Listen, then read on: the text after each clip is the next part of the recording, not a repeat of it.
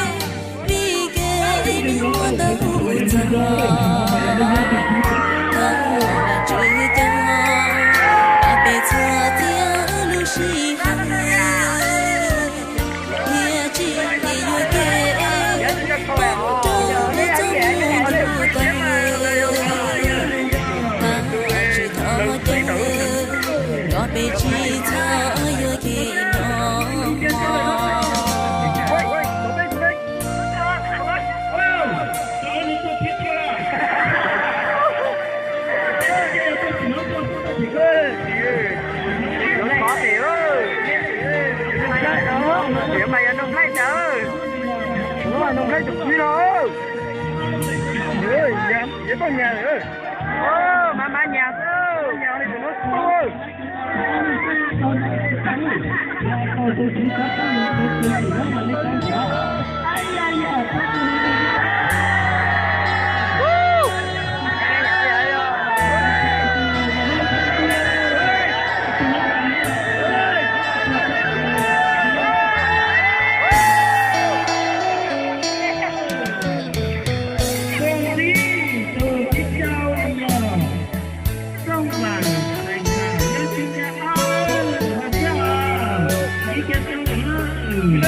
hấp dẫn. nhà không chơi không nhớ chuyện đó thôi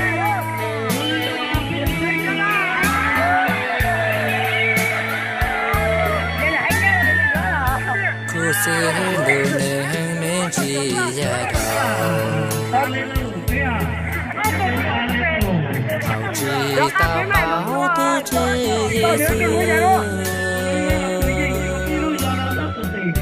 Chúa nhà Chúa cứu ta cứu tế mô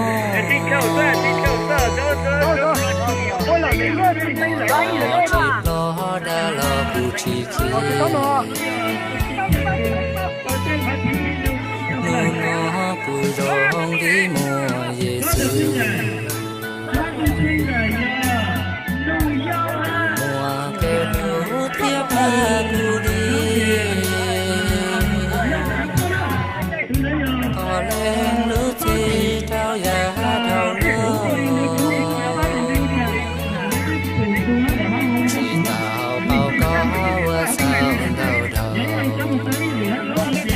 cho chia nụ nó chỉ tu đi mong Giêsu đi chia cứu cơ đời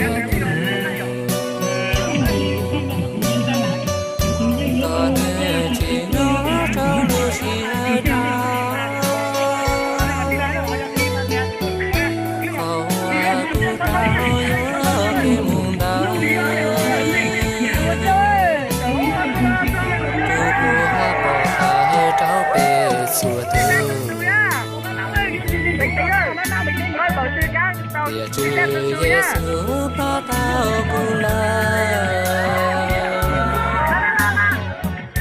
Giêsu dối trái có ý kia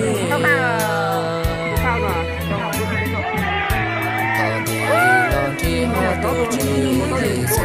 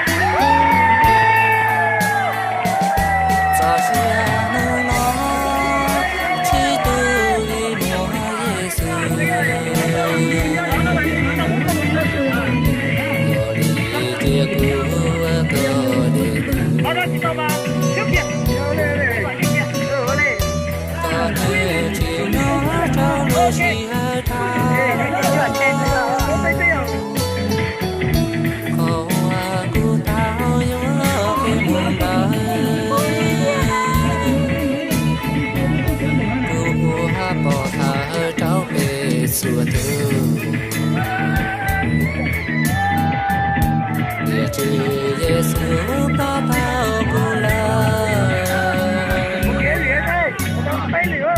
Giêsu dối trái có ý kia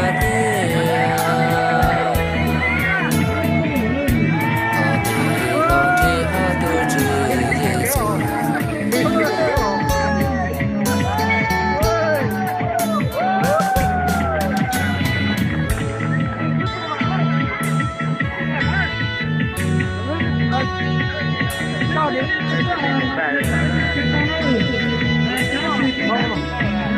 số cầu bay là đang thấy không? Số cầu bay là đang thấy không? Cái chuyện chuẩn bị thì tới khởi.